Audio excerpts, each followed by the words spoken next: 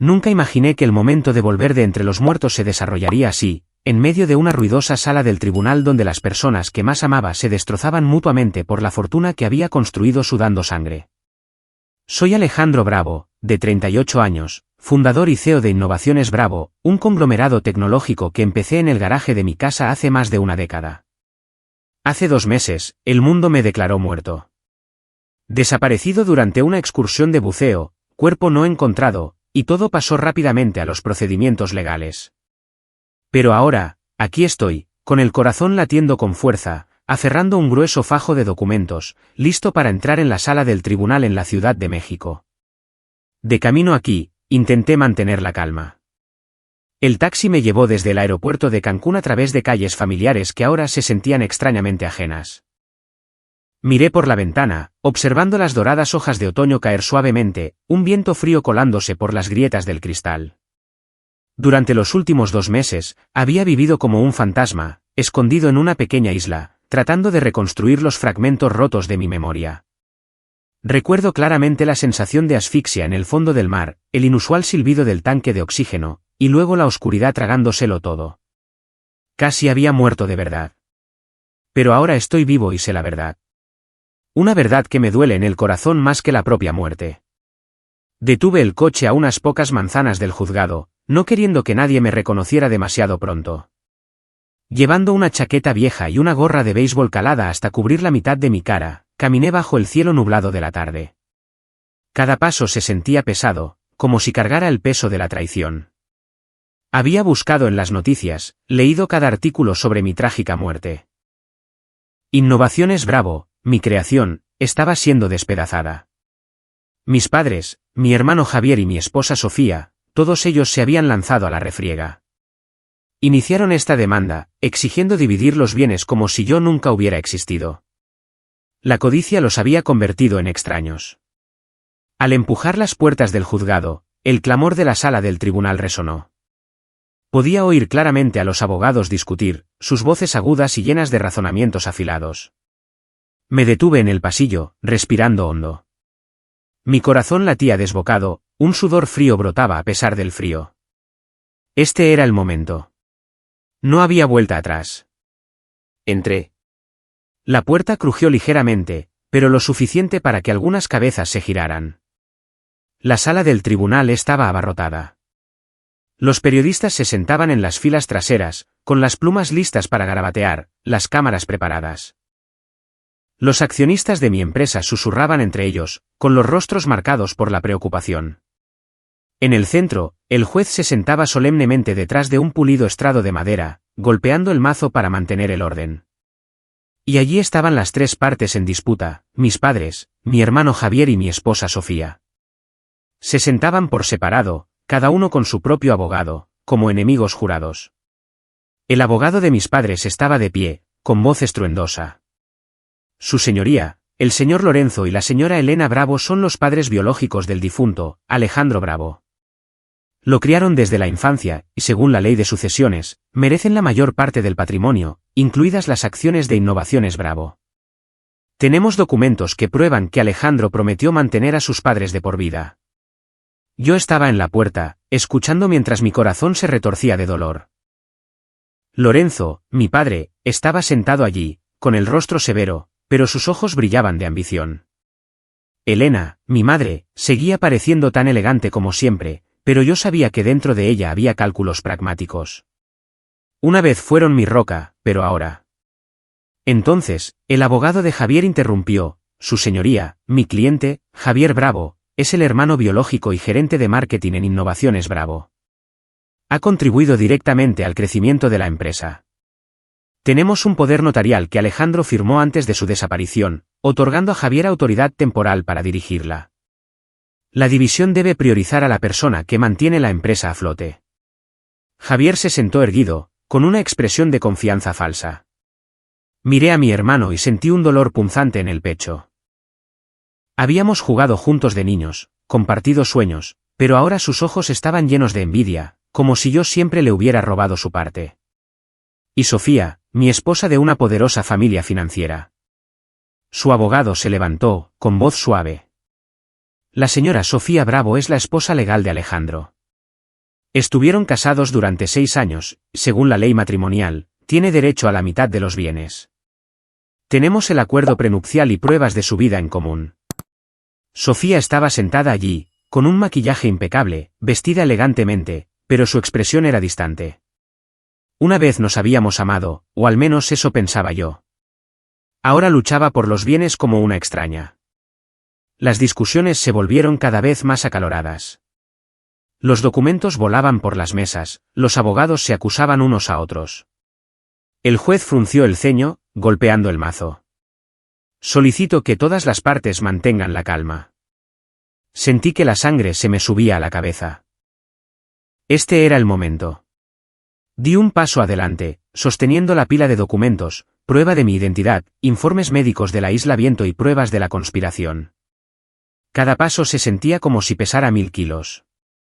Mi corazón latía con fuerza, los nervios me provocaban náuseas. ¿Cómo reaccionarían? ¿Conmoción, alegría o miedo? A medida que me acercaba al estrado del juez, algunas personas me reconocieron. Un periodista susurró, «Espera, ese es». Luego el murmullo se extendió. Alguien se levantó bruscamente, la silla raspando ruidosamente. Toda la sala empezó a zumbar. Los periodistas tomaban fotos frenéticamente, los flashes cegaban. Me detuve, con la voz tranquila pero temblorosa. Su señoría, soy Alejandro Bravo. Estoy vivo. La sala del tribunal quedó en un silencio sepulcral. El ruido se cortó abruptamente como si alguien hubiera pulsado el botón de silencio. Solo quedaban las respiraciones entrecortadas de unas pocas personas. El juez levantó la vista, las gafas deslizándose por su nariz, la boca abierta. Los abogados se quedaron helados a mitad de frase, los documentos cayendo al suelo. Miré hacia mi familia. Mi padre, Lorenzo, con el rostro ceniciento y los ojos desorbitados de horror. Se agarró con fuerza al reposabrazos como si fuera a desplomarse. Mi madre, Elena, se tapó la boca, las lágrimas brotando no de alegría, sino de miedo. Javier, mi hermano, se puso de pie de un salto, con el rostro sin una gota de sangre, tartamudeando, no puede ser. Y Sofía, mi esposa. Me miró como si viera un fantasma, las manos temblorosas mientras agarraba su bolso, sus ojos se movían salvajemente, pasando de la conmoción al pánico. Ellos sabían. Sabían que no había muerto en un accidente. Su complot estaba al descubierto. Le entregué la pila de documentos al juez. Esta es la prueba de mi identidad y alguna información sobre lo que realmente sucedió. Solicito que el tribunal desestime este caso inmediatamente. El juez los ojeó, con la voz temblorosa. Señor Bravo, necesitamos verificar esto. Se suspende el juicio momentáneamente. La sala del tribunal estalló. Los periodistas se abalanzaron sobre mí, gritando, ¿dónde ha estado? ¿Cómo sobrevivió? Los accionistas susurraban emocionados, algunos aplaudiendo. Pero yo solo miraba a mi familia. Estaban sentados allí, congelados como estatuas. Me dolía el corazón, mezclado con ira. Había vuelto, pero no para perdonar, sino para exigir justicia. El juicio se sumió en el caos y se llamó a la policía para restablecer el orden. Me quedé allí, sintiéndome como si estuviera en el ojo del huracán. Mi corazón todavía latía con fuerza, los nervios implacables. Mi padre intentó levantarse, con voz débil. Alejandro, hijo. Pero me di la vuelta, sin querer oír. Mi regreso no era el final. Era el comienzo de la verdad saliendo a la luz. De pie en medio de la sala del tribunal, rodeado de periodistas y del clamor caótico, los recuerdos de hace 2 meses volvieron como una ola furiosa. Nunca podría olvidar aquellas fatídicas vacaciones, el viaje que mi padre, Lorenzo Bravo, había insistido en organizar. Dijo que era para reavivar los lazos familiares, pero ahora, mirando hacia atrás, me di cuenta de que era simplemente una fachada para planes mucho más oscuros. Yo, Alejandro Bravo, solo esperaba pasar un tiempo precioso con mis seres queridos antes de que todo se desmoronara. 2 meses antes, partimos de la Ciudad de México en un vuelo privado con destino al Caribe mexicano. La isla recién desarrollada que mi padre eligió se encontraba en un rincón remoto con playas de arena blanca y fina y aguas turquesas y cristalinas donde el turismo de lujo apenas comenzaba a brotar con resorts de alta gama. Mi padre, Lorenzo, de 62 años, había sido un cartero común. Ahora vivía enteramente de la asignación mensual que yo le proporcionaba. Ya no trabajaba, pero todavía le gustaba afirmar su papel como cabeza de familia. Me había llamado unas semanas antes, con la voz rebosante de emoción por teléfono. Alejandro, hijo, ha pasado demasiado tiempo desde que la familia se reunió. Lo he reservado todo. Un viaje de lujo, solo nosotros. Esta es nuestra oportunidad de unirnos. Acepté, aunque la duda me carcomía. El trabajo en Innovaciones Bravo era abrumador. Nuevos proyectos tecnológicos, reuniones interminables y la presión de los accionistas. Pero pensé, ¿por qué no? A los 38, había tenido éxito con mi empresa. Pero, ¿y la familia? Esperaba que el viaje nos acercara, que reparara las grietas que sentía cada vez más. Imaginé noches junto a la hoguera, compartiendo viejas historias, riendo como en la infancia. ¡Oh, qué ingenuo había sido! Cuando el avión aterrizó en el pequeño aeropuerto de la isla, el aire ya olía a mar salado y flores tropicales. Nos llevaron al resort en Heps por sinuosos caminos de tierra roja. Mi padre se sentó delante, sonriendo ampliamente, señalando el paisaje. «Mira eso. Hermoso, ¿verdad? Elegí este lugar porque es nuevo, aún no está estropeado por los turistas». Mi madre, Elena Bravo, de 58 años, se sentó a su lado, sonriendo suavemente. Ella siempre era así en la superficie, cálida, diplomática, hábil para decir cosas que agradaban a los demás. Le dio una palmada en el hombro. «Elegiste bien, Lorenzo. A los chicos les encantará».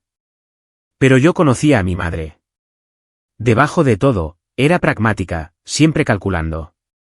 Seguía cada gasto, cada relación como si la vida fuera un balance. Una vez me había aconsejado que me casara por la influencia de su familia, no por amor. Mi esposa, Sofía Garza, de 31 años, se sentó a mi lado en la parte de atrás. Venía de una poderosa familia financiera. Su padre era dueño de un importante fondo de inversión en la Ciudad de México.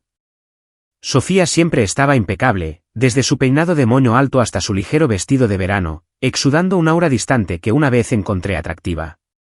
Sostenía su teléfono, tomando algunas fotos del océano. Este viaje será perfecto para las redes sociales. Todos verán lo perfecta que es nuestra familia. Para Sofía, todo era imagen, reforzar el estatus con amigos en la prensa. Nos habíamos casado 6 años antes, cuando yo todavía luchaba con la startup. En aquel entonces, el amor parecía real, pero ahora sentía la distancia. Rara vez me tocaba, rara vez preguntaba por el trabajo a menos que implicara dinero. Y mi hermano, Javier Bravo, de 33 años, se sentó en el último asiento, con el rostro amable como siempre. Trabajaba como gerente de marketing en mi empresa, un puesto que creé para ayudarlo a establecerse. En la superficie, Javier siempre estaba bromeando, dándome palmaditas en la espalda. «Hermano mayor, este viaje es genial. Gracias a papá por organizarlo». Pero sus ojos siempre ocultaban la envidia como una sombra al acecho. El resort apareció ante nosotros. Parecía el paraíso, elegantes villas de madera frente a la playa, una piscina infinita con vistas al océano y un personal atento. Teníamos 5 días allí, y la atmósfera inicial fue alegre, pero forzada. Los primeros días pasaron con actividades, paseos por la playa, masajes y una barbacoa. Una mañana, me desperté temprano para correr por la orilla, la arena suave bajo los pies, las olas lamiendo suavemente. Javier corrió detrás de mí. Hablamos de la empresa. «Hermano, creo que podríamos expandir el marketing. Tengo buenas ideas». Asentí. «Suena bien, Javier. Lo discutiremos cuando volvamos». Pero me miró de forma extraña, como si me estuviera sondeando. Esa tarde, me senté con mamá junto a la piscina. Me acarició el pelo. «Hijo, estoy muy orgullosa de ti. Pero no te olvides de tus padres, ¿vale?». Sus palabras eran cálidas, pero se sentían como un recordatorio sobre la asignación. Sofía era diferente. Paseamos al atardecer de la mano. Me alegro de este viaje, dijo. Me ayuda a publicar con mis amigos. Siempre preguntan por nuestra familia. Sonreí. Solo quiero pasar tiempo contigo. Pero ella miraba el mar, distante. Esa noche en nuestra habitación, tuvimos intimidad, pero algo faltaba. La abracé, susurrando, amor, prometo sacar más tiempo para ti. Sofía sonrió, pero sus ojos no se iluminaron. Luego llegó el último día, el día en que todo cambió. Decidimos unirnos a una inmersión de buceo en un arrecife lejos de la costa. Era una aventura, y yo, el entusiasta del buceo desde la universidad, era el más emocionado. Me puse el equipo, revisé el tanque de oxígeno, todo normal. El guía local nos dio instrucciones. Esta área es hermosa, pero cuidado con el coral afilado. Salté primero. El agua fresca me envolvió. Debajo de la superficie, un mundo diferente. Peces de colores correteando, corales vibrantes. Nadé más profundo, con el corazón acelerado por la emoción. Todo estaba en paz hasta que, unos 20 minutos después, sentí que me faltaba el aire. El aire en el tanque parecía escaso. Revisé la válvula. Silbaba de forma anómala, como si estuviera obstruida. Mi corazón latió más rápido. ¿Qué está pasando?, pensé, tratando de salir a la superficie, pero un mareo me golpeó, mis extremidades se entumecieron. El agua se sentía más pesada, arrastrándome hacia abajo. Hice una señal, pero el barco estaba lejos. La conciencia se desvaneció, la oscuridad se cernió. Mi último pensamiento fue para mi familia. ¿Me salvarían? No sabía entonces que no era un accidente. Era un complot. Pero en ese momento, en el fondo del mar, solo sentí un terror primario, una tensión sofocante. Todo se volvió negro. Mientras la falta de aire se instalaba y mi corazón latía salvajemente, pensé en innovaciones Bravo, en mis sueños. Pero la oscuridad lo tragó todo. Todo se volvió borroso como una pesadilla sin fin.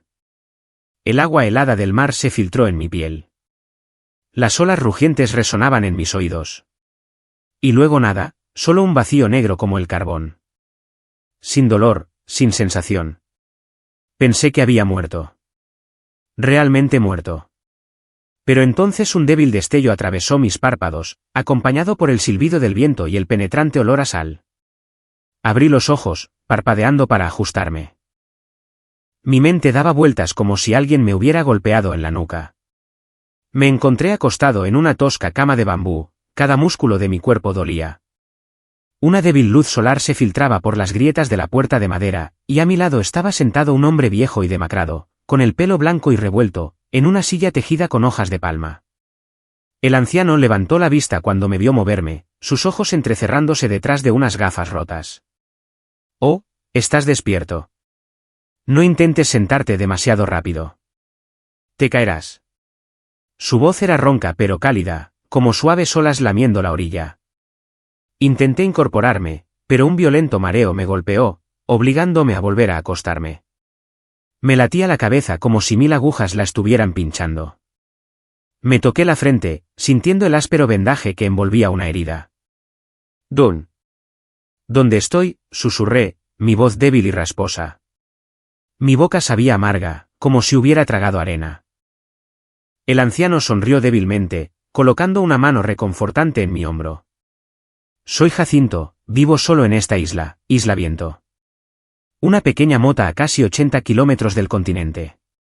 Hace 4 días, estaba en las rocas recogiendo algas cuando te vi llegar a la orilla. Pensé que estabas ahogado, pero cuando te arrastré, todavía tenías un débil aliento. Tienes suerte, joven. El mar a menudo se traga a la gente, pero a veces escupe a los tercos». Hablaba despacio, uniformemente, como si contara un cuento de hadas. Escuché, completamente desconcertado. ¿Isla Viento? No recordaba nada de este lugar. Recuerdos fragmentados parpadeaban en mi mente. Un extraño sonido de estallido bajo el agua. Agua de mar inundando mis pulmones. La aterradora asfixia. Pero se desvanecieron, dejando un vasto vacío. ¿Quién era yo? ¿De dónde venía? ¿Por qué estaba aquí? Mi cuerpo estaba cubierto de rasguños y moratones. Me miré, con el corazón encogido. Mi hombro derecho estaba hinchado y morado por chocar contra un coral afilado. Me dolía el pecho con cada respiración, como si mis pulmones todavía estuvieran anegados. Mis brazos y piernas estaban llenos de cortes superficiales y profundos cubiertos de sangre seca. Yo. No recuerdo nada, susurré, con la voz temblorosa. Jacinto asintió con simpatía, dándome una taza de coco con agua fresca. Te diste un buen golpe en la cabeza. Probablemente sea por eso. No te preocupes. El tiempo lo traerá de vuelta. Descansa ahora. Aquí no hay médico. Solo yo y el mar. Se levantó, arrastrando los pies para preparar una comida. Unos plátanos maduros y pescado a la parrilla sobre una hoguera. El sabroso aroma llenó el aire, pero solo pude dar unos pocos bocados.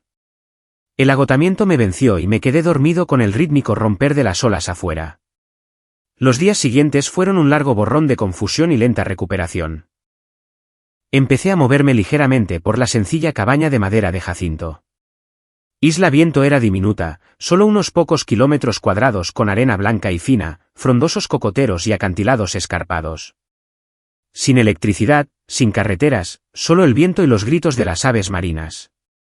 Jacinto había vivido aquí solo durante décadas después de perder a su esposa y elegir dejar atrás el ruidoso mundo. Yo era pescador en Yucatán, dijo una tarde mientras estábamos sentados junto al fuego. Pero la vida me enseñó que a veces la soledad es paz. Asentí, pero mi corazón estaba inquieto. Mis recuerdos seguían nublados, envueltos en una espesa niebla. Intenté recordar, pero cada intento traía un dolor punzante, obligándome a agarrarme la cabeza y gemir. Para pasar el tiempo y recuperar mis fuerzas, ayudaba a Jacinto con pequeñas tareas. Al amanecer, recogíamos algas y capturábamos cangrejos de roca en la orilla. Mis manos temblaban al sostener la vieja red, pero la fuerza regresó gradualmente. «Lo estás haciendo bien», elogió Jacinto, dándome una palmada en el hombro. Por las tardes, reparábamos la cabaña, parchando el techo de hojas de palma lleno de agujeros después de la lluvia. Por las noches, junto al fuego, Jacinto compartía historias de su vida, sus viajes de pesca, la gran tormenta que casi lo tragó. Yo escuchaba, buscando en sus relatos un pedazo de mí mismo. Pero mi mente permanecía en blanco. Sin nombre, sin familia, nada más allá de vagas imágenes de agua de mar y una explosión. ¿Quién soy?, me preguntaba cada noche, acostado en la cama de bambú, mirando el techo oscuro. El miedo se apoderó de mí, la tensión como una corriente subterránea. ¿Recordaría alguna vez? ¿O permanecería como un hombre sin nombre en esta isla aislada? Después de casi un mes en Isla Viento, mi salud mejoró notablemente. Podía cargar pesos pesados, nadar cerca de la orilla sin cansarme. La vida se volvió familiar. Despertar con el canto de los gallos salvajes, desayunar fruta fresca, trabajar con Jacinto, y al atardecer, ver la puesta de sol pintar el mar de rojo.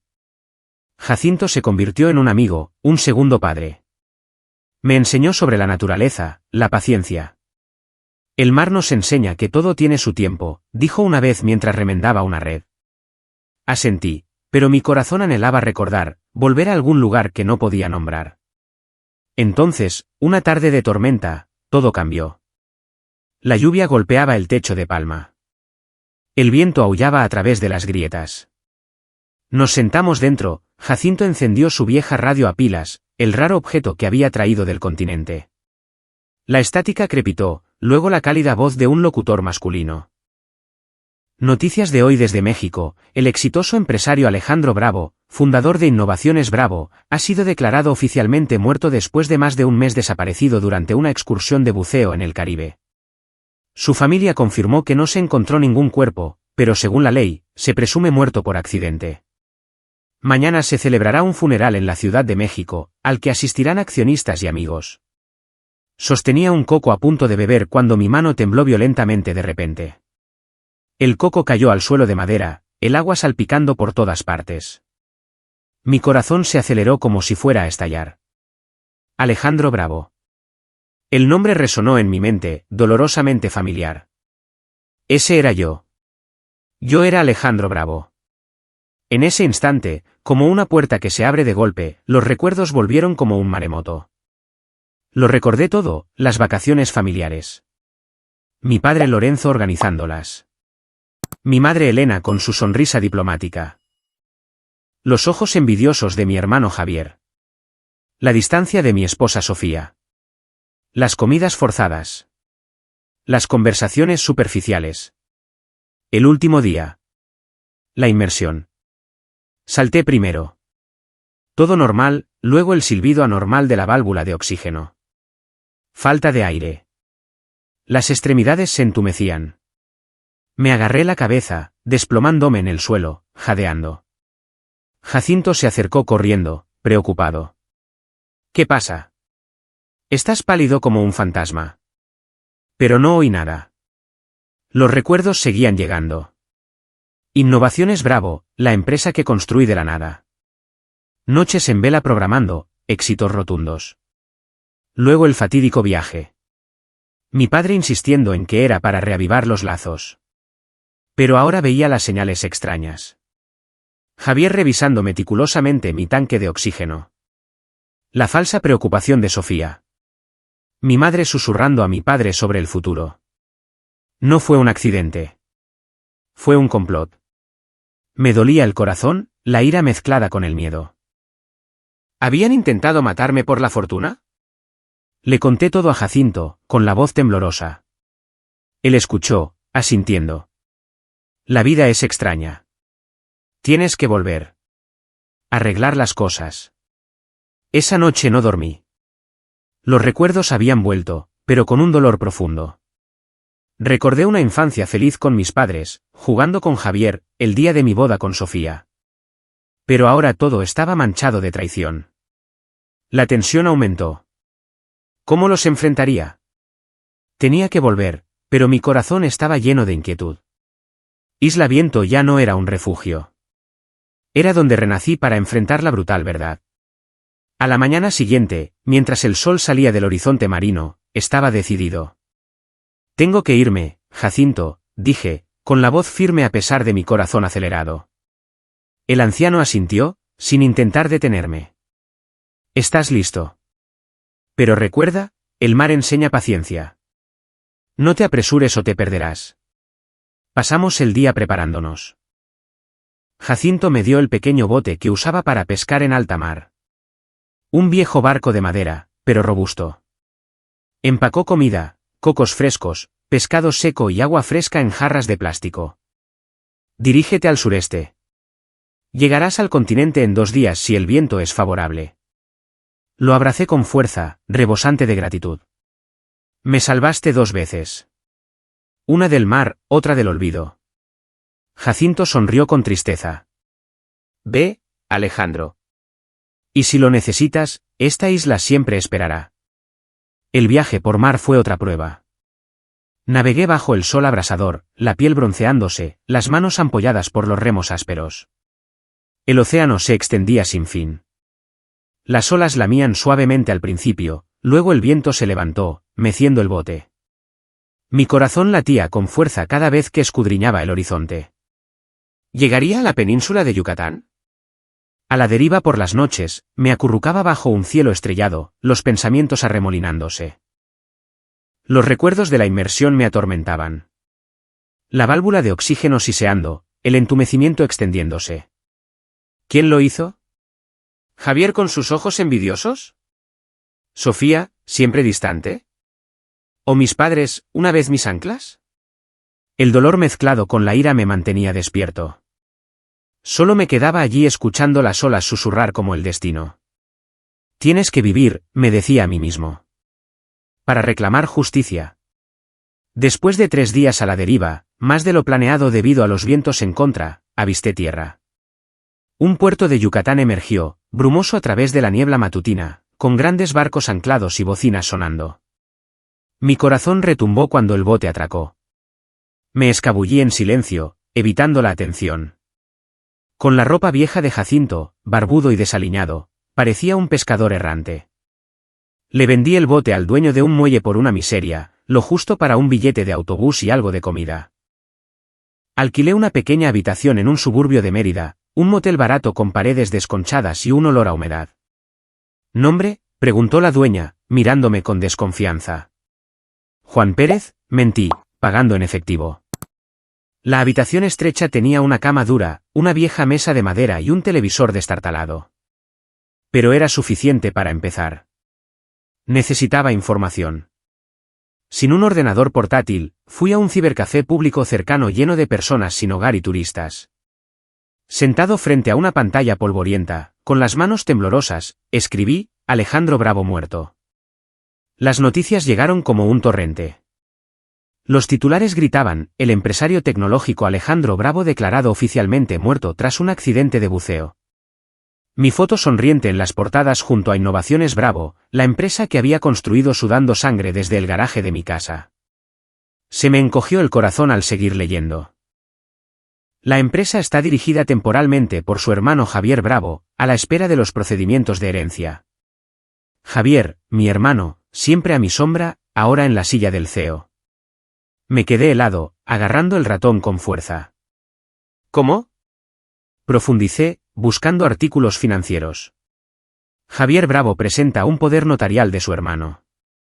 El tribunal lo aprueba. Se compromete a mantener el crecimiento de la empresa. ¿Poder notarial? Nunca firmé algo así. Tenía que ser falso. La rabia hirvió, la tensión aumentando mientras lo imaginaba en mi oficina firmando cheques, reuniéndose con los accionistas. Busqué a mi familia a continuación. Mis padres, Lorenzo y Elena, aparecieron en entrevistas. Estamos devastados, dijo mi padre en la televisión, con la voz falsamente temblorosa. Pero otro artículo: la familia Bravo presiona para vender las acciones de Innovaciones Bravo a un inversor importante. Se apresuraban a vender mi empresa. La que construí desde cero, desde noches de programación en vela, desde préstamos arriesgados. Imaginé a Elena, con su sonrisa diplomática, susurrando a mi padre: véndela para nuestra jubilación. El dolor cortaba como un cuchillo. Me senté durante horas pero no lloré. En cambio, una fría determinación. Necesitaba pruebas sobre Sofía, mi esposa. Escribí: Sofía Garza tras la muerte de su esposo. Los resultados me dejaron aún más atónito. Fotos de ella en una gala de la alta sociedad de la Ciudad de México solo semanas después de mi muerte. Sonrisa radiante, vestido brillante, ni rastro de dolor. Sofía reaparece en un evento de caridad junto al CEO del fondo de inversión Marco Islas. Marco Islas, el hombre alto y de pelo plateado que se asoció con mi empresa, siempre mirando a Sofía con avidez. Fotos de ellos del brazo, riendo. Se me retorció el corazón. ¿Cuánto tiempo me había traicionado? ¿O simplemente estaba esperando a que muriera para ser libre? Recordé el día de nuestra boda. Su susurro: eres mi todo. Ahora parecía una broma cruel. La tensión y los celos me hicieron caminar de un lado a otro, respirando con dificultad. Tenía que vigilarlos. Compré un teléfono prepago barato y planeé. Fui a Cancún, escondiéndome en un coche aparcado a unas manzanas de un hotel. Mi corazón se aceleró al verlos llegar, mis padres, Javier y Sofía. Entraron en una sala de reuniones privada con cristales esmerilados. Me colé por la parte de atrás, haciéndome pasar por el servicio de limpieza, empujando un carrito de ropa blanca. Mi corazón casi estalló, un sudor frío brotó. Me detuve fuera de la puerta, escuchando a través de la rendija. La voz de mi padre primero. Tenemos que ponernos de acuerdo. La empresa se vende a Islas por 1,900 millones de pesos. El dinero se divide a partes iguales. Javier interrumpió. ¿A partes iguales? De ninguna manera. Yo he hecho la mayor parte. Merezco la mayor parte. Vosotros dos solo os sentáis y cobráis. ¿Cómo es eso justo? Sofía se burló. ¿Y yo? Soy la esposa. Por ley, me corresponde la mitad. No olvidéis que Marco puede conseguir un precio más alto. Discutieron, las voces subiendo de tono.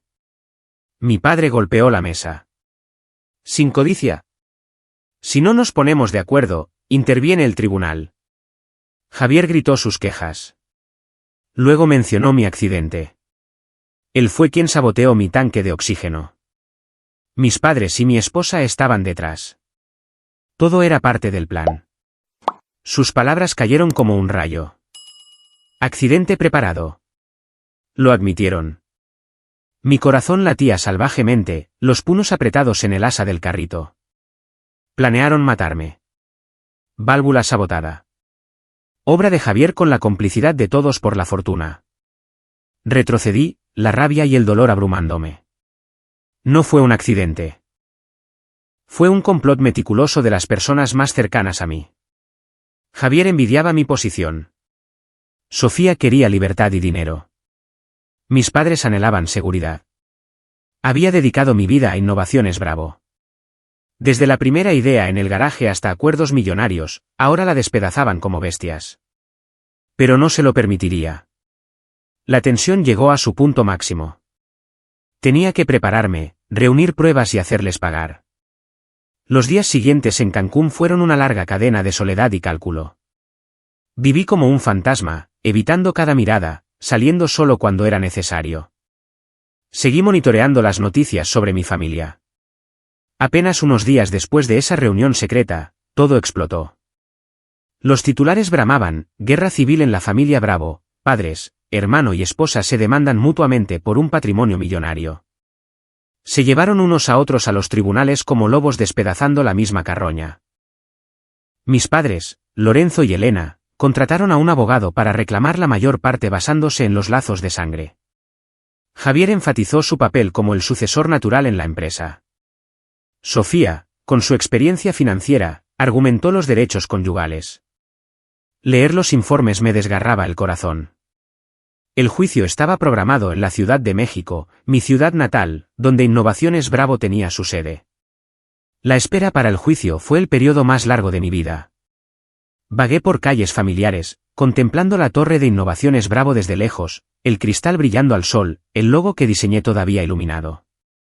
Recordé los primeros días, programando 18 horas seguidas en el garaje de mis padres, comiendo fideos instantáneos para ahorrar dinero. Luego el primer préstamo, el acuerdo con el inversor, la explosión. La empresa se convirtió en un conglomerado tecnológico líder especializado en software de IA y seguridad. Todo construido con sangre, sudor y lágrimas. Ahora querían robarlo. El dolor y la rabia me mantenían despierto. Me quedé allí planeando cada paso. Entraría en la sala del tribunal en el apogeo de la disputa, presentaría pruebas y declararía la verdad. El día del juicio llegó bajo un cielo gris, una llovizna cayendo ligeramente. Llegué temprano, mezclándome con la multitud de periodistas y accionistas fuera del juzgado. Mi corazón latía con fuerza, un sudor frío brotando a pesar del frío. El juicio atrajo a una enorme cobertura mediática, cámaras parpadeando, micrófonos extendidos.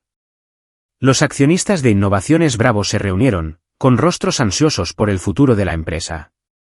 Vi llegar a mis padres primero. Papá Lorenzo caminando lentamente con un traje viejo. Mamá Elena a su lado, con un maquillaje perfecto pero los ojos cansados. No dijeron nada, solo asintieron a su abogado.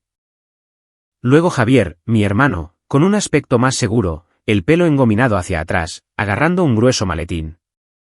Finalmente, Sofía, mi esposa, con un elegante vestido negro, acompañada por su abogado y Marco Islas, el hombre extraño de las fotos, ahora abiertamente a su lado. Se me retorció el corazón. Ni siquiera fingía estar de luto. Me deslicé en la sala del tribunal por una puerta lateral, tomando un asiento en la última fila, con la gorra calada. El aire en el interior era sofocante, olía a papel viejo y susurros. El juez, un hombre severo de mediana edad, se sentó detrás de un pulido estrado de madera, golpeando el mazo para empezar. Comienza la disputa de herencia sobre el patrimonio del señor Alejandro Bravo. Partes, presenten sus argumentos. Las tres partes, mis padres compartiendo un abogado, Javier solo, Sofía sola, se sentaron separadas como enemigos. El abogado de mis padres se levantó primero. Su señoría, el señor Lorenzo y la señora Elena Bravo son los padres biológicos del difunto. Lo criaron y, según la ley de sucesiones, merecen la mayoría, incluidas las acciones de Innovaciones Bravo. Tenemos pruebas de apoyo emocional y financiero de por vida. Escuché, con el corazón dolido. ¿Apoyo? Papá era cartero, mamá ama de casa, pero era yo quien enviaba asignaciones mensuales. Luego, el abogado de Javier interrumpió. Su señoría, mi cliente, Javier Bravo, es el hermano y gerente senior de la empresa. Tiene un poder notarial de Alejandro, que le permite el control temporal. Solicitamos prioridad para Javier, que está evitando que la empresa se derrumbe. Javier se sentó recto, presumido, pero vi que sus nudillos estaban blancos, quizás nervioso por el documento falsificado. Finalmente, el abogado de Sofía afirmó, la señora Sofía Bravo fue la esposa legal durante 6 años. Según la ley matrimonial, tiene derecho a la mitad del patrimonio, incluidas las cuentas conjuntas y las acciones. Sofía miraba por la ventana, distante, pero la sorprendí mirando a Marco en la galería. Los argumentos se volvieron feroces. El tribunal exigió todos los registros, transferencias de acciones, poder notarial, resoluciones de accionistas. Los documentos volaron por las mesas, los abogados acusándose mutuamente. Este poder notarial es sospechoso, gritó el abogado de Sofía. Javier no tiene derecho a vender sin el consentimiento de la esposa. Javier respondió, ella solo quiere dinero para su amante. Los bienes de mi hermano. Solo la sangre merece heredar. Mi padre golpeó la mesa. Silencio. Somos familia, pero la mayor parte debe ir a los padres. La tensión ahogaba el aire. El juez golpeó el mazo repetidamente. Orden. Necesitamos examinar las pruebas. Mi corazón se aceleró, la tensión llegando a su punto máximo como si fuera a estallar. Este era el momento. Me levanté, aferrando la pila de documentos, prueba de identidad de la Isla Viento, informes médicos y pruebas del poder notarial falsificado. Cada paso hacia adelante se sentía pesado, cargado de traición. Los periodistas susurraban, las cabezas se giraban. A medida que me acercaba al estrado del juez, la sala se congeló. Los argumentos cesaron al instante. El juez levantó la vista, las gafas deslizándose por su nariz. ¿Quién es usted? El juicio está en sesión. Los abogados se detuvieron a mitad de frase, con la boca abierta. Miré a mi familia. Papá Lorenzo se puso ceniciento, con los ojos desorbitados de horror, agarrando el reposabrazos como si fuera a caer. Mamá Elena se tapó la boca, las lágrimas brotando de miedo, no de alegría. Javier se levantó de un salto, con el rostro sin sangre, tartamudeando. Sofía miró como si viera un fantasma, las manos temblando sobre su bolso, los ojos moviéndose de la conmoción al pánico. Marco Islas detrás de ella parecía desconcertado. Me acerqué al estrado, con la voz tranquila pero temblorosa. Su señoría, soy Alejandro Bravo. Estoy vivo y no dividiré ni un solo bien con ninguna de esas 4 personas. La sala del tribunal quedó en un silencio sepulcral, luego estalló en murmullos. Los periodistas tomaron fotos frenéticamente, los flashes cegaban. Los accionistas susurraron, Dios mío, el jefe está vivo. El juez golpeó el mazo salvajemente. Silencio. Señor Bravo, necesitamos una verificación inmediata. Se suspendió el juicio. Entregué los documentos. Aquí está la prueba de identidad. Papeles de la Isla Viento donde fui rescatado después del accidente. Y aquí está el análisis del poder notarial falsificado. El juez los hojeó, llamando a seguridad para realizar comprobaciones de huellas dactilares y ADN de emergencia. Mientras esperaba, me quedé de pie, con los ojos fijos en mi familia. Eran estatuas. Javier se tambaleó hacia su asiento, con la cabeza gacha. Sofía se cubrió la cara, los hombros temblando. Mis padres intercambiaron miradas de pánico, mamá susurrando, ¿cómo? Me dolía el corazón, pero me mantuve firme. Recordé los días en la isla, los recuerdos volviendo en tropel, y ahora era el momento de enfrentarlos. Después de media hora, los resultados. Identidad confirmada. Este es el señor Alejandro Bravo, declaró el juez. Todos los derechos de propiedad y acciones se restauran al señor Alejandro Bravo. Caso desestimado. Las partes pueden enfrentar una investigación por documentos falsificados. La sala explotó. Los accionistas aplaudieron. Los periodistas se abalanzaron. ¿Dónde estuvo? ¿Cómo sobrevivió? Pero me abrí paso, lanzando una última mirada a mi familia. Lorenzo, Javier y Sofía estaban atónitos, sin palabras, con la boca abierta y los ojos vacíos. El público zumbaba. ¿Un complot? Intentaron matarlo. Salí del juzgado en silencio, rodeado de seguridad. Mi mirada era resuelta. Había reclamado todo, no por venganza, sino por la verdad y la justicia. Afuera, la lluvia seguía cayendo, pero mi corazón se sentía más ligero que nunca. La historia no había terminado, pero este capítulo se había cerrado. Los días inmediatamente posteriores al juicio fueron un torbellino. Los periodistas me rodearon como un enjambre alborotado, los flashes estallando, los micrófonos en mi cara. Señor Bravo, ¿cómo sobrevivió? Fue una conspiración.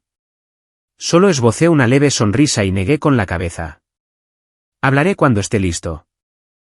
Esa misma tarde, volví a Innovaciones Bravo, entrando en la reluciente torre de cristal bajo la lluvia otoñal de la Ciudad de México. Los empleados me miraron como si vieran un fantasma viviente. Algunos corrieron a abrazarme, con los ojos llenos de lágrimas. Jefe, pensamos que te habíamos perdido. Les di una palmada en los hombros, con la voz firme. La empresa sigue siendo nuestra. La reconstruiremos. Mi antigua oficina era un desastre. Papeles que Javier había dejado atrás. Rastros de traición. Me hundí en la familiar silla de cuero, los dedos rozando el teclado. Recordando las noches en vela programando cuando la empresa era solo un sueño de garaje en casa de mis padres. En aquel entonces, Javier era un niño que me seguía a todas partes, preguntando, ¿qué haces, hermano? ¿Puedo ayudar? Ahora, había intentado matarme por este asiento. Se me retorció el corazón, la tensión aumentando cada vez que pensaba en ellos. Debía perdonar o cortar los lazos para siempre. Pasé varios días reestructurando la empresa, despedí a los leales a Javier, nombré nuevos gerentes, audité las finanzas. Afortunadamente, aún no habían vendido todas las acciones. Los accionistas celebraron una reunión de emergencia, aplaudiendo salvajemente mientras describía el futuro. Expansión de la IA, inversiones sostenibles. Innovaciones Bravo será más fuerte que nunca, declaré, mi voz resonando en la sala de juntas. Unos días después del juicio, decidí terminar con todo. No podía vivir con esa sombra cerniéndose sobre mí. Conduje hasta la antigua casa de mis padres en un suburbio de la Ciudad de México, el lugar donde crecí, donde el garaje había sido mi primer laboratorio. El viaje de 2 horas pasó por calles familiares bordeadas de hojas doradas de otoño, un viento frío soplando. Mi corazón latía con fuerza, las manos aferradas al volante. Conocía la ruta de memoria. Pasé por el viejo parque donde Javier y yo jugábamos al fútbol. Pasé por la panadería que mamá frecuentaba. Los recuerdos volvieron en tropel. Una infancia feliz. Papá Lorenzo enseñándome a arreglar una bicicleta. Riendo. Hijo, harás grandes cosas. Mamá Elena cocinando la cena. Fragante. Come para que puedas estudiar mucho. Javier siguiéndome. Hermano, juega conmigo. En aquel entonces, la familia lo era todo.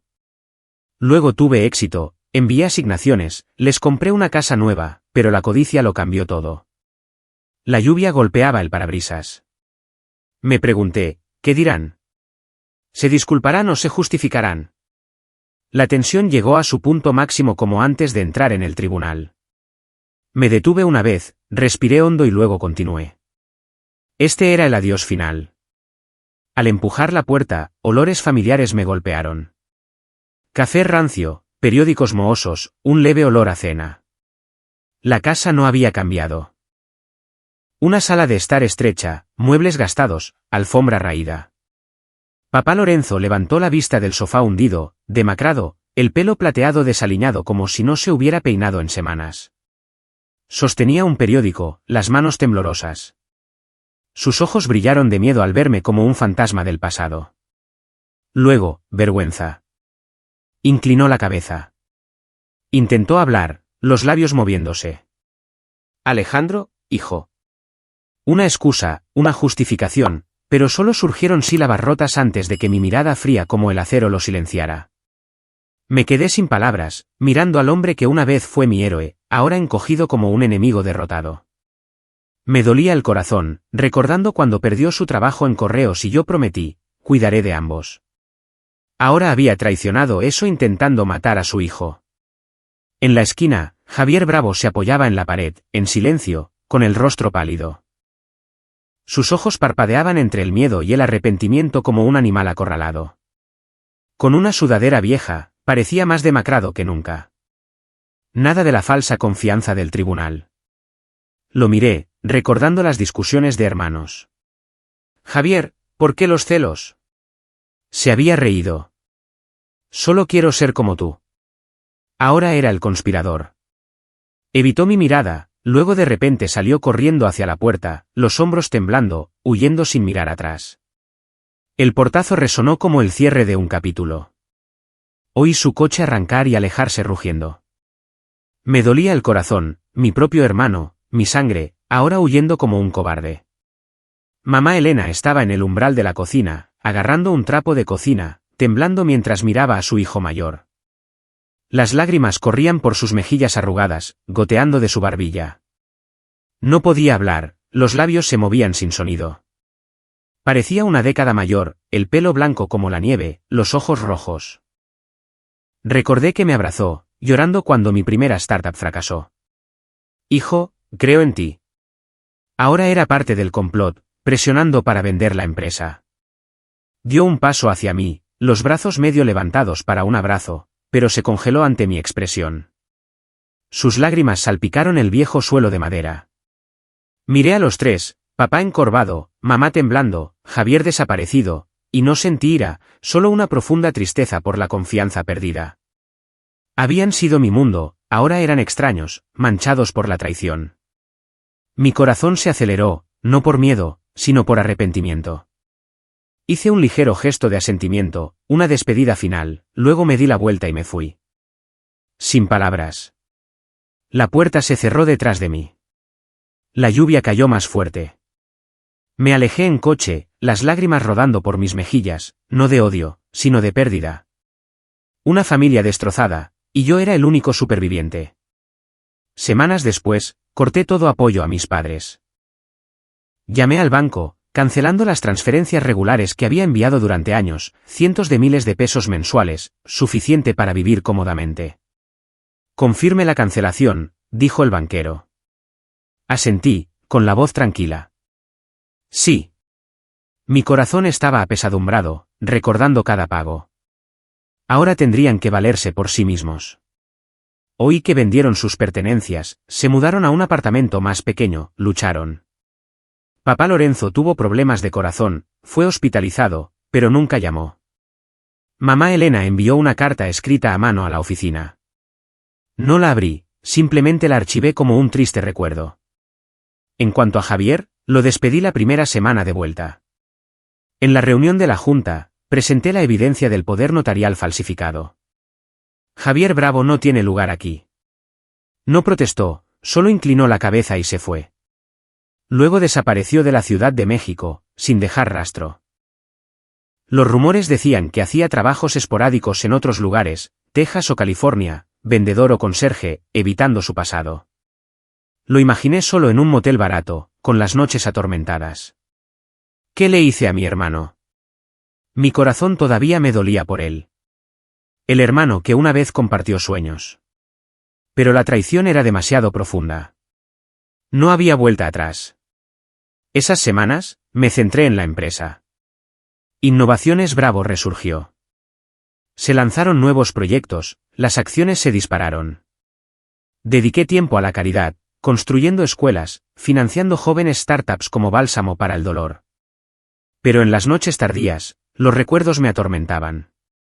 Una vez conduje hasta el viejo garaje, me senté durante horas, recordando la infancia. ¿Qué es la familia?, me pregunté. Se habían derrumbado, autodestruido. No los procesé, todavía no. Pero mi corazón estaba cerrado. Comenzó una nueva vida. Las cicatrices permanecieron. La incertidumbre por el futuro. Pero sabía que era más fuerte que nunca. Sin embargo, quedaba un último hilo por cortar, mi matrimonio con Sofía. 6 años juntos. Pero en retrospectiva, se sentía más como un contrato que como amor. Recordé el día que nos conocimos en una conferencia financiera en la Ciudad de México cuando yo era un joven empresario en apuros con mi startup. Sofía, de una familia poderosa, con el pelo rubio y suelto y una sonrisa cautivadora, se me acercó primero. «Tienes una gran idea», dijo, con los ojos brillantes. Salimos, nos enamoramos apasionadamente, o eso pensé. Pero en el fondo, siempre sentí una distancia. Amaba la imagen, las fiestas, la fama más que las noches que me quedaba programando en nuestro pequeño apartamento. Cuando le propuse matrimonio, su familia, magnates de las finanzas, me obligó a firmar un acuerdo prenupcial. Para proteger a ambas partes, dijo su padre con frialdad. En aquel entonces, estaba arruinado, ahogado en deudas. Así que acepté. Cada uno conserva sus propios bienes. Sin división equitativa en caso de divorcio. Firmé sin pensarlo mucho por amor. Ahora, ese contrato se convirtió en mi arma. Decidí solicitar el divorcio solo 2 semanas después de regresar. No por odio, aunque las imágenes de ella con Marco Islas todavía me atormentaban. Sino porque necesitaba una libertad completa. Llamé a mi abogado personal, un viejo amigo de la universidad, y preparé los papeles. ¿Estás seguro, Alejandro?, preguntó, con voz preocupada. Asentí. Absolutamente. Este matrimonio murió hace mucho tiempo. Mi corazón se aceleró pensando en la reacción de Sofía. ¿Qué diría? ¿Lloraría? ¿Amenazaría? Recordé nuestras discusiones. Siempre estás trabajando. Necesito un marido de verdad, gritaba, y luego se daba la vuelta mientras su teléfono zumbaba con mensajes de amigos. Ahora sabía que esos amigos eran Marco, el CEO del fondo de inversión que se había asociado con mi empresa. Las fotos de ellos juntos después de mi muerte todavía cortaban como cuchillos. La había amado ciegamente una vez, pero ahora solo quedaba dolor y determinación. Quedé con Sofía en un café neutral en el centro de la Ciudad de México, el lugar de nuestra primera cita. El cielo de la tarde era gris, el frío del otoño se colaba por las ventanas. Llegó tarde, impecablemente maquillada como siempre con un vestido negro ajustado, pero sus ojos delataban fatiga. Marco no estaba con ella. Quizás sabía que esto era serio. Nos sentamos uno frente al otro, el aire pesado. Deslicé los papeles del divorcio sobre la mesa. Sofía, voy a solicitar el divorcio. Aquí tienes tu copia. Ella miró fijamente, luego levantó la vista, con la cara sonrojada. ¿Estás bromeando? Después de todo, ¿crees que puedes simplemente irte? Su voz era estridente de ira. Permanecí en silencio, esperando. Se burló, con aire de suficiencia. Si te divorcias de mí, perderás la mitad de tus bienes. Soy tu esposa por ley. Me lo llevaré todo. La casa, las acciones, todo. Te arrepentirás de esto, Alejandro. Sus amenazas eran vacías. Yo sabía la verdad. Mi corazón latió más rápido. La tensión se mezclaba con la euforia. Se había olvidado del acuerdo prenupcial que firmamos antes de la boda. Sonreí débilmente, con la voz tranquila. Nos vemos en el tribunal. Se levantó, casi derribando su café. Te dejaré en la bancarrota. Luego salió furiosa, sus tacones resonando bruscamente en el suelo. Me senté mirando por la ventana mientras empezaba a llover. La tensión aumentó. Este juicio sería el golpe fatal. Los días de espera para la audiencia de divorcio fueron extraños. De día, estaba ocupado con la empresa. Reuniones, nuevos contratos, las acciones subieron un 20% en una semana. Los empleados vitoreaban. Jefe, estamos por las nubes. Pero por la noche, los recuerdos de Sofía volvían en tropel. Recordé nuestra boda, ella radiante de blanco, bailando bajo la luz de las velas, prometiendo para siempre. Te quiero, susurró. Ahora parecía una burla. Saqué una vieja caja de recuerdos, fotos de la boda, billetes de la luna de miel y los quemé en la chimenea. Las llamas rugieron, consumiendo el pasado. También preparé pruebas. El acuerdo prenupcial original, guardado a salvo en mi caja fuerte. Mi abogado sonrió. Este es el as en la manga. Se quedará de piedra. Asentí, pero las emociones se arremolinaban. La había amado de verdad una vez, soñé con hijos, una familia, ahora solo cenizas. El día de la audiencia llegó con un raro sol de otoño. El Tribunal de Familia de la Ciudad de México no estaba tan concurrido como el juicio de herencia, pero algunos periodistas merodeaban. La historia del hombre que volvió de la muerte seguía candente. Llegué temprano con un sencillo traje negro, el corazón latiendo con fuerza. Sofía llegó tarde con su abogado y Marco. El hombre de pelo plateado se sentó en la galería, mirando con hostilidad. Ella tomó su asiento enfrente, con el rostro helado, la mirada desviada. La jueza, una mujer severa de mediana edad, golpeó el mazo. Comienza el procedimiento de divorcio entre Alejandro Bravo y Sofía Bravo. Partes, presenten sus argumentos. El abogado de Sofía se levantó primero, con voz suave. Su señoría, mi clienta solicita la división equitativa de los bienes según la ley matrimonial. La señora Sofía apoyó a su esposo durante 6 años, soportando su exigente vida. Tenemos pruebas de cuentas conjuntas y acciones de la empresa. Sofía asintió, sonriéndome con aire de suficiencia como si la victoria fuera suya. Mi corazón se aceleró, la tensión llegando a su punto máximo. No sabían nada del acuerdo prenupcial. Mi abogado interrumpió. Su señoría, tenemos un acuerdo prenupcial válido firmado antes del matrimonio. Me levanté tranquilamente, presentando el documento amarillento, el mismo que su familia me obligó a firmar. Hablé despacio. En ese momento, yo era un empresario arruinado que acababa de empezar, luchando con deudas y comida barata. La familia de Sofía me hizo firmar para proteger sus bienes. Dice claramente, cada uno conserva su propia propiedad. Sin división equitativa en caso de divorcio. Innovaciones Bravo era mía desde el principio, antes del matrimonio. La sala quedó en silencio. La jueza lo revisó, asintiendo. El documento es válido. Sofía se puso pálida como la cera, con los ojos desorbitados de horror. No, imposible. Papá dijo que era solo una formalidad. Se volvió hacia su abogado, con la voz temblorosa. Revísalo. Está mintiendo. Pero el abogado negó con la cabeza, con el rostro pálido. Marco detrás de ella parecía confundido, probablemente dándose cuenta de que el plan había fallado.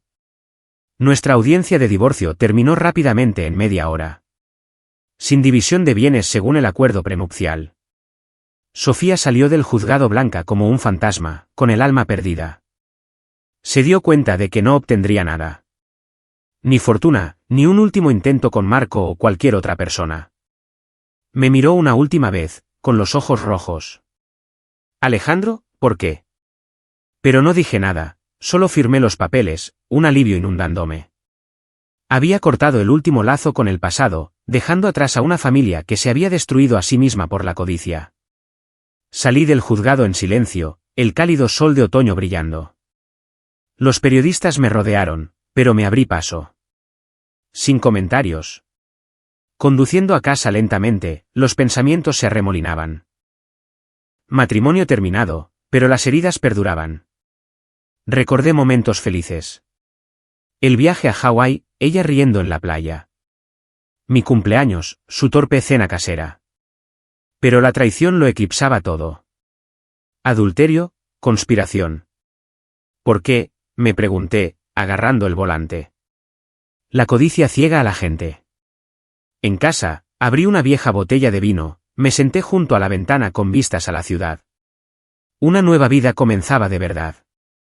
Sin familia, sin ataduras. Incertidumbre por el futuro. ¿Volvería a amar o viviría solo? Pero sabía que era fuerte. Innovaciones Bravo esperaba. La caridad esperaba. El pasado estaba destrozado, pero yo había renacido. El tiempo pasó en un abrir y cerrar de ojos. En las primeras semanas después del divorcio, me sumergí de lleno en el trabajo como una forma de olvidar. Innovaciones Bravo, mi creación, casi había sido despedazada por la codicia de mis seres más cercanos. Ahora estaba de nuevo al mando con una determinación de hierro. Invertí en investigación de IA y ciberseguridad. Reuniones nocturnas, las pantallas de los ordenadores brillando en la oficina, el eco de los teclados. Recordé los primeros días de la startup, programando sin descanso en el garaje de mis padres con una taza de café frío, soñando con una empresa que cambiaría el mundo. Ahora ese sueño rugía de nuevo más fuerte que nunca. En solo 6 meses, las acciones se dispararon. Llovieron contratos de gigantes como Google y Microsoft. Innovaciones Bravo se convirtió en una potencia tecnológica respetada a nivel mundial, no solo en la Ciudad de México, sino en todo el mundo. La prensa aclamó el regreso de Alejandro Bravo, la leyenda de la tecnología renacida. Pero la fama no me importaba. Cada mañana, me despertaba en mi ático, contemplaba la bulliciosa ciudad de abajo y me decía, sobreviví. Ahora es el momento de construir. Mi vida se asentó en una nueva órbita. Tranquila, de bajo perfil. Evité las fiestas de la alta sociedad, rechacé entrevistas, me centré únicamente en el trabajo y la filantropía. Fundé la Fundación Viento, inspirada en la isla que me salvó la vida. Apoyaba a niños desfavorecidos que empezaban en la tecnología, construía escuelas en zonas remotas y financiaba la investigación médica. Los viajes de caridad me trajeron paz, viendo a los niños sonreír con sus primeros ordenadores portátiles, abrazando a pacientes de cáncer que recibían tratamiento. Gracias, señor Bravo, susurró una madre, con los ojos llenos de lágrimas. Sonreí. Llámame Alejandro. Gradualmente, el resentimiento en mi corazón se desvaneció. Ya no me despertaba de pesadillas sobre el mar o los rostros cenicientos de mi familia en el tribunal. En cambio, llegó la serenidad. Meditaba cada mañana, corría por el parque de Chapultepec, sintiendo el viento fresco en mi pelo. La incertidumbre sobre el futuro persistía. ¿Estaría solo para siempre? Pero aprendí a dejar ir. Las palabras de Jacinto en la isla resonaban. La vida es como el mar. Las olas van y vienen. Aferrarse solo te hace daño. Las apliqué lentamente, perdonándome por la confianza ciega. Mientras tanto, en los suburbios de la Ciudad de México, mis padres, Lorenzo y Elena Bravo, cayeron en la miseria. Sin mi apoyo mensual, se enfrentaron a la dura realidad. La vieja casa que les había comprado, aquella cuyo garaje dio a luz a Innovaciones Bravo, se vendió por una miseria. Un pariente me dijo que se mudaron a un pequeño apartamento en un barrio obrero. Paredes desconchadas, el techo goteando bajo la lluvia.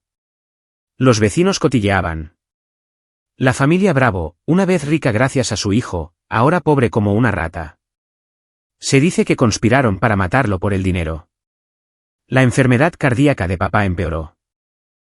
Múltiples estancias en el hospital devoraron el dinero sobrante de la venta de la casa. Estaba demacrado, canoso, desaliñado, encorvado junto a la ventana, mirando la ruidosa calle. Mamá se volvió frágil, la piel amarillenta, escribiendo cartas a mano a mi oficina a diario. Se amontonaban en el cajón de mi secretaria. Hijo, lo siento. Por favor, perdónanos. Pero nunca las abrí, nunca respondí. Me dolía el corazón pensando en ellos. El padre que me enseñó a montar en bicicleta. La madre que me abrazó entre lágrimas.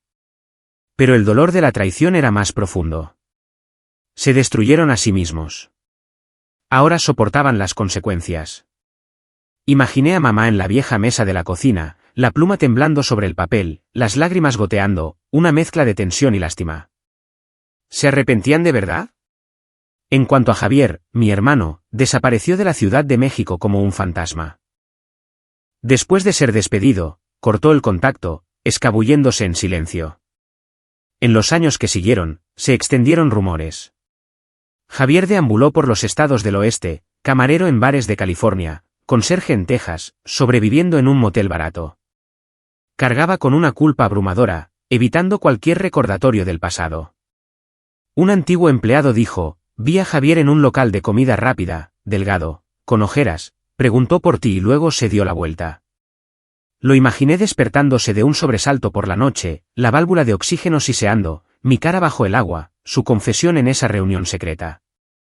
Saboteé el tanque, había gritado en el hotel. ahora vivía con ese tormento. Sin amigos, sin familia. Mi corazón todavía me dolía por él.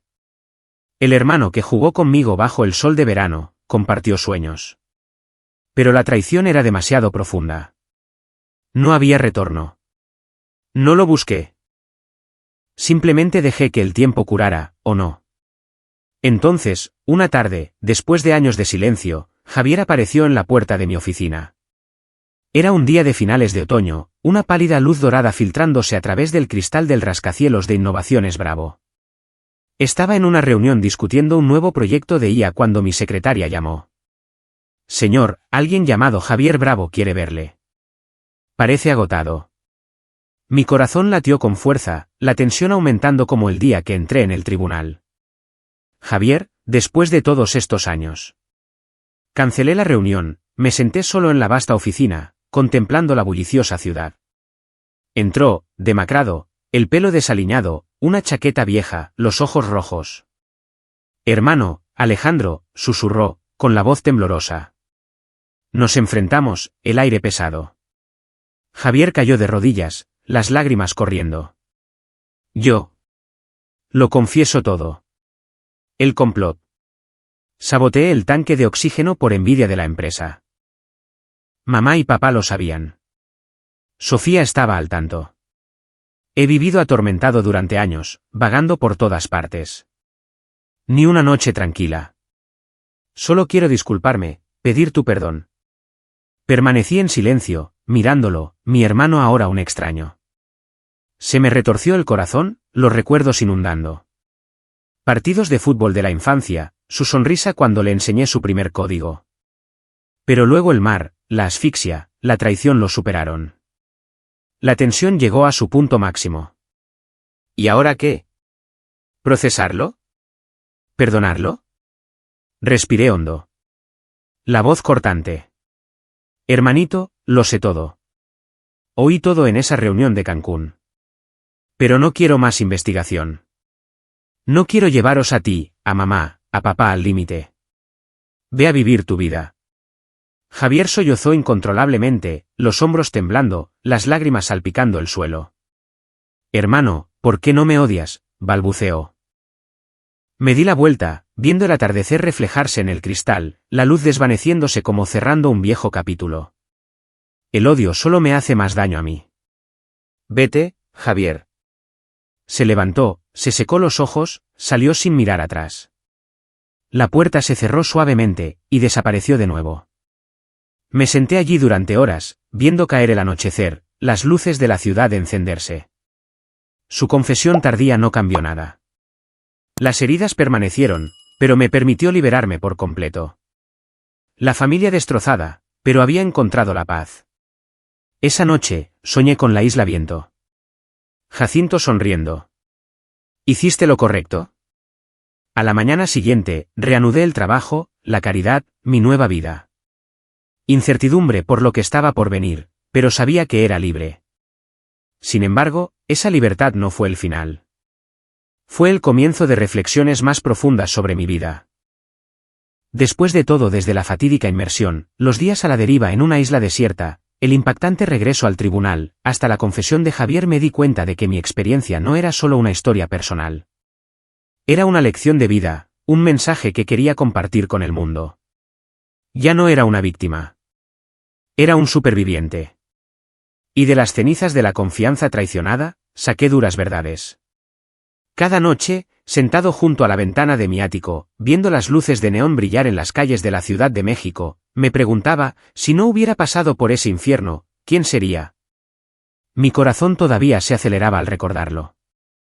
Pero ahora esa tensión conllevaba fuerza, la fuerza para advertir a otros.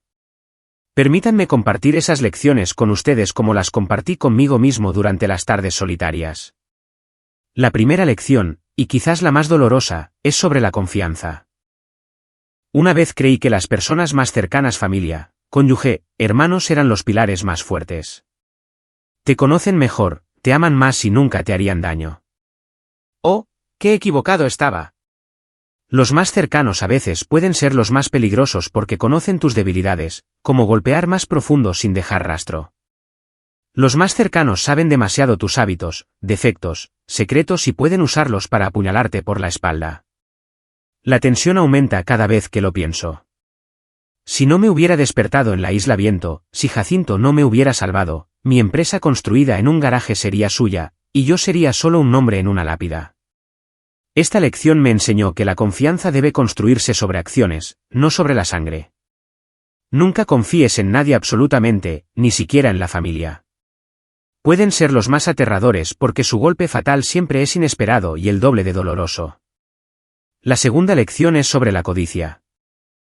Exige un precio, y ese precio suele ser más alto de lo que esperas.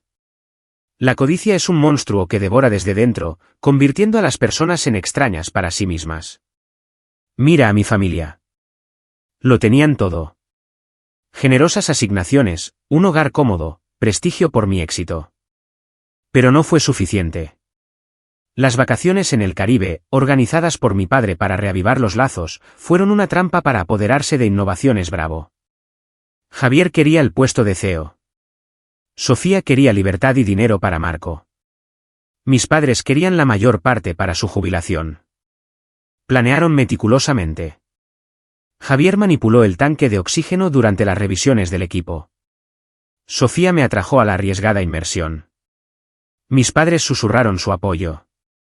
Debemos ponernos de acuerdo en el reparto, discutieron en esa reunión secreta de Cancún que escuché. La codicia los cegó, pensando que mi muerte les traería riquezas.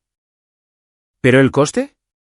Mis padres ahora malviven en un apartamento ruinoso, soportando los cotilleos de los vecinos.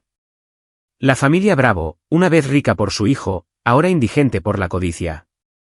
La enfermedad cardíaca de papá empeoró. Interminables estancias en el hospital agotando los restos de la venta de la casa. Mamá frágil, pálida, escribiendo cartas de súplica que nunca contestó. Javier vaga, viviendo como un fantasma, atormentado casi hasta el suicidio. Confesó, hago trabajos manuales, pero cada noche sueño contigo asfixiándote bajo el agua. Recuerdo la Isla Viento cuando los recuerdos volvieron a través de las noticias de la radio. Alejandro Bravo declarado muerto. En ese momento me di cuenta de que su codicia no solo casi me mata, sino que los destruyó. Innovaciones Bravo, construida desde un garaje con noches en vela, programación incesante, deudas crecientes, es ahora un imperio. Pero querían robarlo sin sudar. La codicia les costó todo. Una familia destrozada, una reputación manchada, un tormento interior. La tensión ante ese precio. Si se hubieran detenido, si la codicia no los hubiera abrumado, todavía podríamos ser una familia. Pero no, la codicia siempre exige más, y al final devora a su amo. Esta dura lección, no dejes que la codicia gobierne. Exige pérdidas irreemplazables. Salud, relaciones, alma. De estas lecciones, saco consejos para mí y para cualquiera que lea esta historia. Primero, sé vigilante. No paranoico con todo el mundo, pero alerta a las señales. En esas vacaciones, noté la atmósfera forzada. Las miradas envidiosas de Javier, la distancia de Sofía, los susurros calculadores de mis padres. Pero lo ignoré, pensando que la familia no dañaría a la familia. Error. Escucha tu instinto. Si el tanque de oxígeno sisea de forma extraña, si las palabras no coinciden con las acciones, detente. La vigilancia no es vivir con miedo, sino protegerte. Aconsejo, revisa a fondo cualquier cosa que involucre seguridad o bienes. No firmes a ciegas, como hice yo con el acuerdo prenupcial sin pensar. Con los seres queridos, construye la confianza gradualmente a través de acciones, no de palabras vacías. Siento tensión al dar este consejo. La vida está llena de sorpresas, pero la vigilancia te ahorra un infierno como el mío. Pero también, perdona cuando sea posible. Perdonar no es olvidar, es liberarse para seguir adelante. No procesé a mi familia a pesar de las pruebas porque el odio prolonga el dolor. Cuando Javier confesó, sollozando, he estado atormentado durante años, permanecí en silencio y luego dije, no quiero llevarte a la ruina. El perdón me liberó. No más pesadillas. No más tensión temerosa. Pero perdona en el momento adecuado, cuando realmente se arrepientan y tú estés listo. No te apresures. Debe venir del corazón. Como aprendí de Jacinto, el mar perdona las tormentas, pero conserva las cicatrices. Este consejo equilibra la vigilancia para la seguridad y el perdón para la paz. Lo aplico a diario en los negocios. Vigilante con los socios, pero perdonando pequeños errores. En la caridad, ayudando sin esperar nada a cambio, liberando viejos rencores. Estas lecciones y consejos ahora me guían. Innovaciones Bravo prospera, pero yo vivo con sencillez. Corridas matutinas, lectura junto a la chimenea, vuelos ocasionales a Yucatán para visitar la tumba de Jacinto. Falleció hace 2 años, pero sus palabras resuenan. Escribí un libro sobre mi historia, compartiendo el mensaje. Desde las puertas de la muerte, no para acusar, sino para advertir. Los lectores escriben, tu historia me hizo ser vigilante con la familia. Mi corazón se calienta. La tensión ante el impacto. ¿El futuro? Quizás vuelva a amar, de verdad, sin ataduras. Pero ahora saboreo la libertad, solo pero no solitario. La vida me enseñó que la confianza es frágil, la codicia peligrosa, pero la vigilancia y el perdón son las claves para la supervivencia. Si estás leyendo esto, recuerda que los más cercanos pueden ser aterradores. La codicia exige un precio. Pero siempre tienes una opción. Liberarte y renacer.